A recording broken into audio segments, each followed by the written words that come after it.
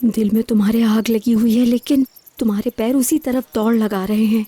जैसे ही तुम्हें उस हमले का पता चला, तुमने किसी से कुछ पूछना भी गवारा नहीं किया और मीरान से मिलने चली गई। मतलब तुम मीरान से मिली हो और दर्द भी बस तुम्हें ही है? रयान, तुम जानती ही नहीं कि दर्द किसे कहते हैं। लेकिन देख लेना, मेरा नाम भी यारेन है।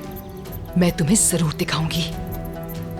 मेरी बात सुनो रेहान, अब ना मजीद मुझसे और ना तुम्हारे बाबा से ये ड्रामा होगा। आज के बाद तुम मीरान के लिए इस घर से बाहर नहीं जाओगी। जो इंसान किसी की कदर नहीं कर सकता, किसी के आंसू साफ नहीं कर सकता, उससे तुम कैसे प्यार कर सकती हो? चाहे तुम जितनी भी कोशिश कर लो, लेकिन उस बात को हाँ में नहीं बदल सकती जिसकी बात ही ना से शुरू हुई हो। समझ गई ना तुम?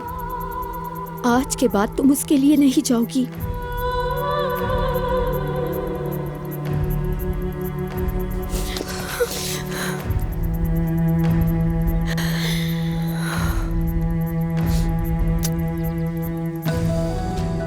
अभी मैंने कर दिखाया।